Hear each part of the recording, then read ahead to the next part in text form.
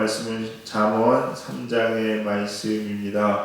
이 잠언 3장은요, 솔로몬이 아비가 자식에게 이야기하는 형태로 되어 있죠. 그래서 내 아들아, 내 아들아 라는 말로 우리가 시작하는 것을 볼 수가 있습니다. 1절부터 10절까지 한 단락을 끝날 때, 한 단락을 시작할 때 내 아들아 이렇게 시작하죠. 그리고 나서 또 11절에도 보니까 시작할 때 내 아들아 라고 이렇게 이야기합니다. 즉 아버지가 아들에게 권고하는 형식을 빌어서 지혜를 이야기하고 있습니다. 우리 사랑하는 성도님들, 부모님이 우리에게 주시는 말씀은 다 우리 잘 되라고 하는 말이죠. 네, 잘 되라고 하는 말입니다. 그러므로 그 지혜를, 그 권고를 잘 받을 수 있는 저와 여러분이 되어야 되는 줄 믿습니다. 우리 인생은요, 이런 생각을 해봅니다. 어떤 생각을 하느냐, 우리 삶은 하나의 집을 짓는 것 같아요. 하나의 집. 저는 안민혁이죠. 안민혁이라는 이 인간이 살면서 내 인생의 집을 짓는 거예요. 집을 짓는데 무엇인가를 세우고 무엇인가를 만들어가는 그런 과정인 것 같아요. 그래서 너는 무엇을 이루었느냐 뭐 이런 얘기 하잖아요. 나는 과연 무엇을 이루었는가, 내 인생의 집은 어떻게 지어졌는가 뭐 이런 걸 생각을 합니다. 그래서 이걸 잘 지으려면 지혜가 필요하죠. 지혜가 필요합니다. 이때는 좀 이렇게 해야 되겠다, 저렇게 해야겠다 뭐 그런 생각을 해요. 제가 한때 그런 생각을 한 적이 있습니다. 사람마다 이게 욕구가 있거든요. 욕구가 있어요. 욕구가 있는데 그런 게 있어요. 20대 때 바라는 욕구, 30대 때 바라는 욕구, 40대 때 바라는 욕구, 50대 뭐 이런 게 있단 말이에요. 있는데 30대 때 바라는 욕구는 뭔지 아십니까? 30대 때는 차에 대한 욕망이 있기 때문이다. 그래서 30대 때는 좋은 차를 사고 싶어하고, 40대 때는 뭔지 아세요? 집입니다. 40대는 내 집, 50대 때는 증. 그래서 무슨 회원증, 무슨 증 이런 거 있잖아요. 이렇게 이런 거 자꾸 이렇게 하는 것 같아요. 그런 욕망들이 다 있다고 얘기합니다. 그래서 40대 때 저도 어떤 생각을 해보냐면요, 집을 하나 내가 원하는 집을 딱 졌으면 좋겠다. 뭐 이런 생각을 해본 적이 있어요. 근데 제가 뭐 건축을 전공한 사람도 아니다 보니까 모르잖아요. 그래서 이런 구조만 있었으면 좋겠다 뭐 이런 거 상상을 하는데, 그러면서 하나하나 그런 생각을 하면서 이렇게 있다 보니까 이게요 쉽지가 않습니다. 만만치가 않아요. 뭐 배관이니 전기 시설이니 이런 것도 있잖아요. 이게 보통 쉬운 게 그냥 뚝딱 그냥 방은 여기 방 만들고 이렇게 하고 이렇게 되는 문제가 아니더라고요. 그거 보면서 이게 집을 짓는 게 그냥이 아니구나. 지혜가 필요하겠구나. 만약에 순서가 잘못되면요 일이 골치 아파집니다. 예를 들어서 집을 짓는데 건물을 다 졌는데 배관을 안 놨어요. 또 배관을. 그럼 난리 나는 거거든요. 바꿔서 할 수가 없어요. 인생의 집도 마찬가지입니다. 인생의 집도 무엇이 우선순위고 무엇을 먼저 하고 나중에 해야 되는 건지, 꼭 이것이 필요한지 필요 없는지 이걸 분별하고 알아야 된다는 거죠. 이게 지혜라는 겁니다. 우리 인생에도 보면요, 여러분 사람이 사는데 하고 싶은 거 다 하면 살 수 있어요? 없어요, 여러분. 없어요. 오늘 장로님하고 이렇게 새벽에 차 타고 오는데 다윈 얘기가 나와서 다윈 얘기를 했어요. 다윗을 얘기했는데 가만히 보니까 다윗은요 아내가 참 많았어요. 아내가 많았어. 그냥 성경이 기록된 거지 언뜻 생각나는 것만도 5명이야. 근데 또 거기 기록되지 않은 것들 뭐 옛날에 왕들이 했을 때 많았겠죠. 근데 지금 시대 살면서 다윗도 그랬는데 나도 아내를 5명 얻을 것이야 이런 거 생각하면 할 수 있어요, 없어요? 없죠. 없습니다. 내가 아무리 하고 싶어도 안 되는 거예요, 여러분. 근데 만약에 어떤 사람이 그걸 꿈꾸고 그걸 생각하면서 그걸 이루려고 살아간다. 그건 참 어리석은 거겠죠? 어리석은 거예요. 내가 하고 싶다고 다 할 수 있는 게 아니고 내가 하기 싫어도 때는 해야 된다는 거죠. 분별입니다, 여러분요. 지혜는요, 우리가 우리 인생의 집을, 우리 인생을 뭔가 이루는데 해야 될 것과 하지 말아야 될 것을 분별하는 것, 이걸 깨닫고 아는 것 지혜인 거죠. 그런 사람이 돼요. 여러분 보세요. 100m 달리기 하는 사람들은요, 내 몸에 불필요한 것들은 내 몸에 거치지 않습니다. 육상 선수 그래가지고 거의 비키니죠. 뭐 속옷만 입잖아요. 왜 그래요, 여러분요? 나머지 거추장스러운 건 필요한 게 아니에요, 여러분요. 앙대김처럼 막 드레스를 입고 100m 얘기합니까? 아니요. 아무리 예뻐 보이고 싶어도 그건 포기해야 되는 거예요, 여러분요. 그렇죠? 마찬가지입니다. 지혜라는 것은요, 해야 될 것과 하지 말아야 될 것들을 분별해야 됩니다. 이게 지혜예요. 또 더 나아가서 더 중요한 건 뭐냐? 우리 그리스도인들은요, 이것이 하나님의 일인지 세상의 일인지도 분별하셔야 돼요. 그래서 알아야 된다는 겁니다. 여기서부터 우리 인생이 성공이냐 아니냐가 갈라지기 시작한 거예요. 생각해보세요. 쓸데없는 일에 우리의 모든 정신을 다 팔린다면 그 사람은 출발점부터 실패한 사람입니다. 이걸 분별해야 된다는 거죠, 여러분. 그러므로 우리 사랑하는 성도님들, 성공적인 인생, 정말로 하나님 앞에 뭔가를 이루는 삶을 살기 위해서는요, 그걸 분별해야 되는데, 이 분별의 기준은 어디에 있느냐? 첫 번째, 하나님의 말씀이라는 거예요. 하나님 말씀입니다. 자, 1절 한번 읽어볼까요? 1절 시작. 내 아들아, 나의 법을 잊어버리지 말고 내 마음으로 나의 명령을 지키라. 이게 하나님 말씀이죠. 3절에는 인자와 진리가 내게서 떠나지 말게 하고 그것을 내 목에 매며 내 마음판에 새기라. 내가 알고 있는 이 기준, 하나님의 말씀만이 여러분 바른 길을 갈 수 있는 기준이라는 거예요. 여러분. 이게 중요합니다. 집을 짓는 거 비유를 들었으니까 여러분 집을 짓을 때 제일 먼저 뭐 합니까? 설계도부터 시행을 하기 전에 설계도가 정확하게 나와야 됩니다. 이게 안 나오면은요, 여러분요, 진짜 난감한 게 뭐냐면요, 제가 이렇게 여기 교회 인테리어 이렇게 하면서 일하시는 분들과 얘기 나온 게 뭐냐면 제일 어려운 게 그거래요. 중간에 뭐가 끼어드는 거래요. 중간에 집을 짓는데도 마찬가지고 설계도가 명확하게 나와 있어서 그대로 지으면 되는데 중간에 자꾸 이것저것 덕지덕지 붙이기 시작하면요, 작업이 뒤죽박죽 되고 너무 힘들다는 거예요. 제일 중요한 게 설계도입니다, 여러분. 설계도. 우리 인생의 설계도도 하나님 말씀, 영원히 변하지 않는 설계도 위에 세워져야 돼요. 그런데 이 변하지 않는 설계도가 이게 정경이거든요. 이게 기준이에요, 여러분. 여러분 이 성경은요, 원래 이게 캐논이라고 합니다. 정경. 그래서 옛날에는요, 이 기준이 없었어요. 그거 아세요? 없었습니다. 그 전까지는 사본이라고 그래가지고 많은 선지자들이 양피 두루마리에다 막 써놓은 거야. 근데 이건 하나밖에 없죠. 그리고 이걸 100개 쓰다 보면 닮을 수도 있고 막 그럴 수도 있단 말이에요. 그러니까 사본이 막 돌아다니고 이것저것 돌아다녔어. 그래서 이단들이 나와서 이건 이 말이고 저건 저 말이다. 코에 걸면 코걸이, 눈에 걸면 눈에 안 걸죠? 귀에 걸면 귀걸이. 뭐 이런 식으로 헷갈렸어요. 그래가지고 그 모든 사람을 다 취합을 합니다. 그래서 로마 시대 때 313년에 콘스탄티누 대제가 뭘 합니까? 정경화 작업을 합니다. 지금 무슨 얘기냐? 많은 목사님들 모아다가 진짜 하나님의 말씀으로 기준을 잡자. 그래가지고 그 많은 사본을 모아가지고 그때 기도하면서 목사님들이 만든 책이 이게 성경이에요. 이걸 정경화 작업, 캐논, 잣대, 기준이라는 거예요. 이건 변해 안 변해요? 안 변해요. 여러분 자가 늘어났다 줄었다 하면 그게 자가 될 수 있어요? 없어요, 여러분요. 절대 없습니다. 그런데 이 기준이 되는 하나님 말씀이 우리 인생의 토대가 서야 되지, 세상에서 시대마다 변하는 어제 다르고 오늘 다르는 가치관, 세상의 가치관이 내 인생을 집을 지으려고 하면요, 설계도가 맨날 바뀌는 거하고 똑같은 거예요. 그러면 집을 제대로 지을 수가 없어요, 여러분요. 그래서 절대 하나님 말씀만이 우리 기준이 되고 기준으로 삼으셔서 여러분의 집을 지으시기 바랍니다. 그래야 똑바로 사는 거예요, 여러분요. 그 다음에 두 번째, 꼭 우리가 알아야 될 것은 무엇이냐? 우리가 우리 인생의 집을 잘 짓기 위해서는요, 하나님만 의지하셔야 됩니다. 그래서 이 하나님만 의지하고 살아가야 된다는 거예요. 오늘 성경을 보면요, 이 하나님의 말씀이 우리한테 주는 여러 가지 교훈들, 지혜가 주는 우리한테 유익들이 기록되어 있어요, 여러분요. 유익되어 있는데 보니까 3절, 4절을 묶으면요, 이런 말이 됩니다.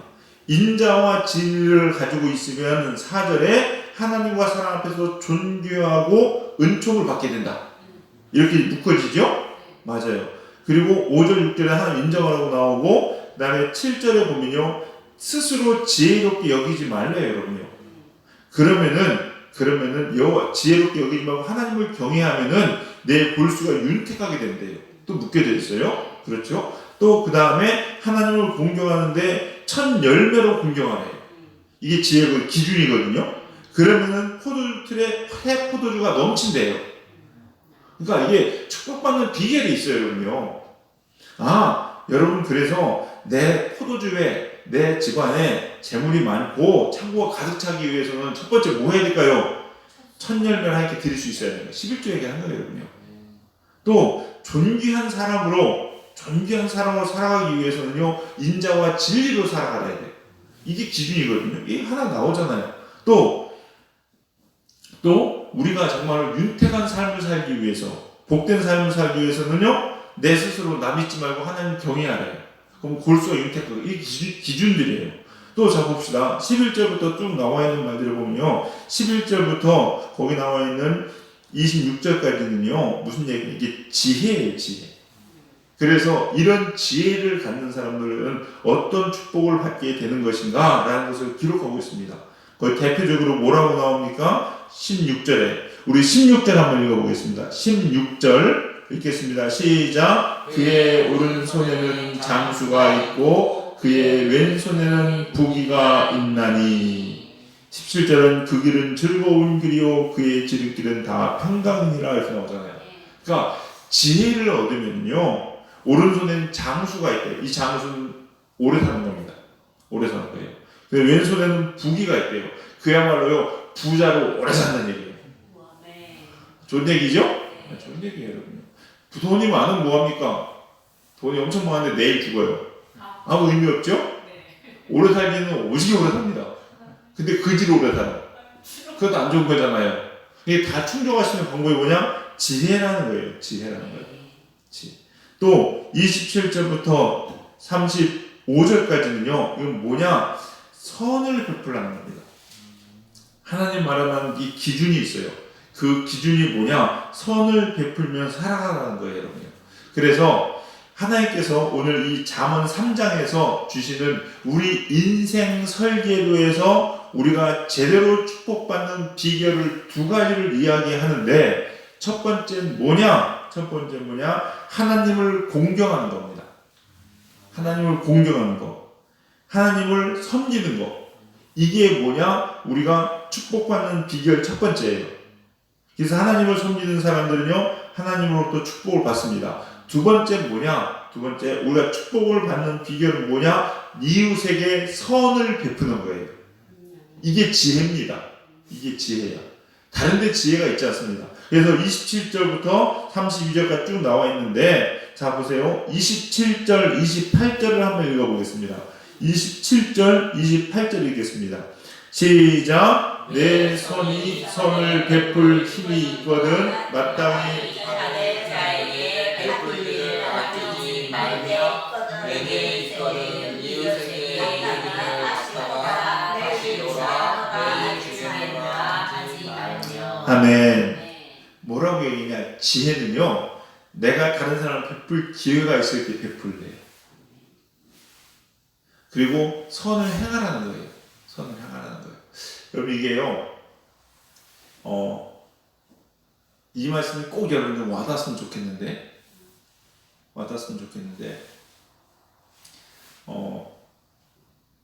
믿음으로 잘 받으시기 바랍니다. 기도하면서요, 우리 교회가 형편이 쉬워요, 어려워요? 어렵죠. 쉽다고 생각하십니까? 어렵습니다. 네, 어려워요. 부족한 게 많아요, 적어요? 많아요. 근데요, 여러분 지금이 기회입니다. 어떤 기회인지 아세요? 하나님을 감동시키고 하나님 마음을 움직일 수 있는 기회라고 저는 믿습니다. 예수님께서 부자가 헌금하는 것보다 과부의 두 렙돈이 정말로 크고 귀하다고 했죠. 우리가 지금 우리 교회가 남을 섬기고 베푸는 것은 이후에 우리 교회가 정말로 부흥하고 또 여러 가지 뭐 사람도 뿐만 아니라 재능도 다 넉넉했을 때 베푸는 것과 비교할 수 있을까 없을까요? 저는 없다고 생각합니다.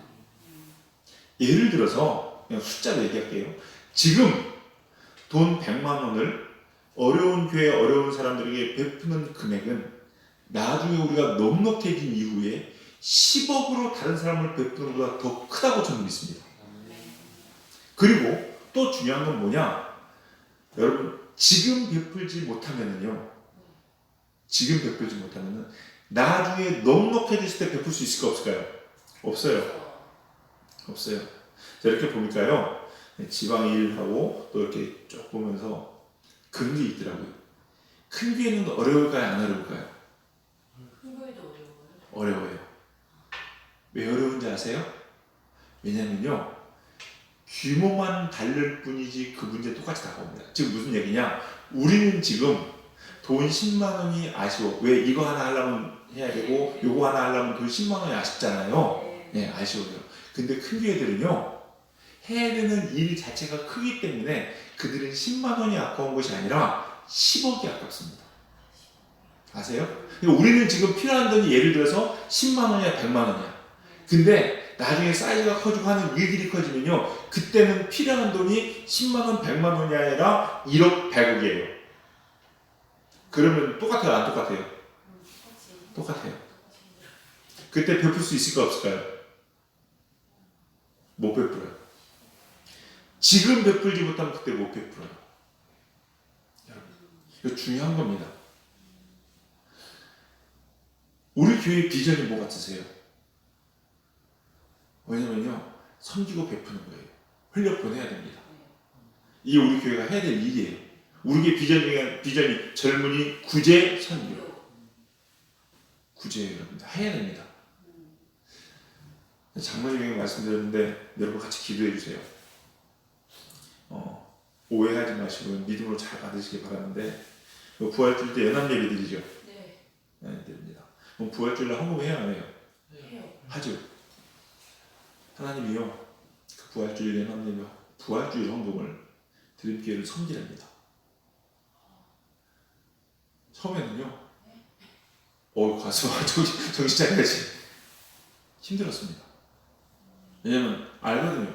우리 코가 석자잖아. 써야 될 것이요 큰 건 아닙니다. 부활주일 오늘 헌금이 10배가 있어야 뭘 좀 채울까 말까 해요. 여러분. 근데 그거 속으로는 아예 하나님 죄송합니다. 새벽부터 이런 비유를 써서 그지동꾼에서 콩나물을 빼먹지. 솔직히 너무 하시는 거 아닙니까? 이런 마음도 들어요. 근데 제 안에 두 가지 마음이 들었는데 오늘 드린 말씀이 이겁니다. 뭐냐? 첫 번째, 지금이 하나님을 감동시킬 때. 여러분 지금 전도할 수 있어요 없어요? 전 못합니다 여러분. 물론 하죠. 하도요 쉽지가 않아요 여러분. 저도 받지도 않고 요즘 손 악수도 않고 이렇게 인사하고 장갑 끼고 만지는데 뭘 주면 그거 받긴 하겠어요? 잘 받지도 않죠. 또 교회에 대한 이미지도 어려웠잖아. 교회 문도 전도기도 많이 막혀 있습니다. 맞죠? 그러면 지금 하나님을 감동시킬 수 있는 방법은 뭘까요? 그럼 지금 하나님의 마음을 움직일 수 있는 건 뭘까요? 이런 거밖에 없어요. 이런 거밖에 없어요. 하나님 우리 사람 몰라요? 아시잖아요. 그럼에도 불구하고 콩나물 반쪽을 나눠서 먹는 그 마음이야. 얼마나 감동이 되겠냐고 여러분. 저는 그게 기회라고 생각합니다. 여러분 생각해보세요. 여러분이 누구한테 여러분이 물건을 줍니다. 예를 강태현 집사님한테 강태현 집사님 형편이 어렵게 하면서 뭔가를 나눠주는데 보니까 그 사람도 어려워. 배고파. 근데 같이 나누자고 콩 한 쪽 나눠가지고 베풀어주면 그거 먹으면서 어떤 마음이 들까요? 너무 고맙지 않을까요 여러분요? 근데 생각해보세요. 예를 들어서 지금 누가 있나요? 이재용 회장이 삼성의 회장이 힘드냐? 좀 잘 좀 살지. 됐다. 보탬에 써라. 한 돈 100만 원 줬어. 물론 좋겠지만은 그게 마음을 막 찡어 울릴 정도로 감동이 될까요? 그냥 고맙긴 하지만 성화적으로 나눠보는 것만 다를 거란 말이죠. 하나님의 마음을 움직이시는 게 뭐예요? 지금이에요. 또 하나, 하나님의 저는요 이런 마음이 듭니다. 이게 우리 비전입니다. 여러분 우리 비전이에요. 여러분요. 하나님 우리는 우리 비전을 해서 끝까지 가겠습니다. 이거 하나님 보시는 거 아닐까요 여러분요? 이 얘기가 원래 설교로 제가 준비한 건 아닌데 나오는 걸 보니까 우리가 기도해야 될 것이고 하나님께서 주신 말이라고 좀 믿습니다. 그래서 우리 사랑하는 성도님들, 여러분 지혜는요 이런 게 지혜 같아요. 하나님께 우리 열매를 드리고 이웃을 섬기고 베풀므로 하나님의 마음을 감동시키는 거, 하나님 채워주시지 않을까요? 지혜는 어디서 온다고 했어요? 하나님으로부터 받는 거라고 말씀드렸죠. 잠언 1장에 말씀드려요. 우리가 받는 거예요. 지혜는요. 내가 얻는 게 아니에요. 내가 막 노력해서 되는 게 아니에요. 그럼 받으려면 방 하나밖에 없어요. 주는 사람의 마음을 감동시키면 돼요. 주는 사람의 마음을 막 흔들어 놓으면요, 사람이 마음이 감동을 받으면요 간도 쓰기 답해주거든요. 맞죠 여러분이? 맞아요. 하나님 마음을 감동시켜 보세요 여러분요. 그러면 하나님이 간 쓸 게 있는 건 아니지만 어째 갖추시지 않겠냐는 거예요 여러분요.